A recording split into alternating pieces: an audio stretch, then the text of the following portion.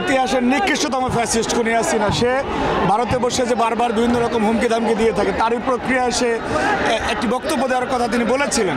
তো এর মাধ্যমে আমরা তার বক্তব্যের পরিপ্রেক্ষিতে একটি ঐক্যবদ্ধ বাংলাদেশের প্রতিচ্ছবি আমরা দেখতে পাচ্ছি, যে ফ্যাসিস্টদের বিরুদ্ধে, খুনিদের বিরুদ্ধে বাংলাদেশের সকল শ্রেণী পেশার মানুষ দলমত নির্বিশেষে, শুধুমাত্র ফ্যাসিস্টরা ছাড়া এখানে সবাই একত্রিত হয়েছে। এবং আমরা আরও আত্মবিশ্বাসী যে এর সামনে যদি এই ধরনের কোনো ষড়যন্ত্র আরও অব্যাহত থাকে, সেখানে আমরা একটি এরকম ঐক্যবদ্ধ বাংলাদেশের প্রতিচ্ছবি দেখতে পাবো ইনশাআল্লাহ।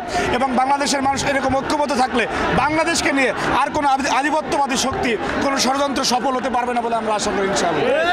এবং আপনি দেখেন যে এখানে কোনো দলমত নির্বিশেষে সবাই, কে কোন দল করে, কে কোন ধর্মের, সব কিছু উপেক্ষা করে শুধুমাত্র বাংলাদেশপন্থী হিসাবে সবাই এখানে এসেছে। এবং এই উদাহরণ পৃথিবীতে একটি ঐতিহাসিক উদাহরণ হয়ে থাকবে যে যুগে যুগে আর কোনো দেশে কোনো ফ্যাসিস্টের কোনো তৈরি হবে না। এবং যদি ক্ষমতা থাকতে হয়, দেশ চালাতে হয়, সাধারণ মানুষের সেন্টিমেন্ট, স্পিডকে ধারণ করে তারপর দেশ চালাতে হবে।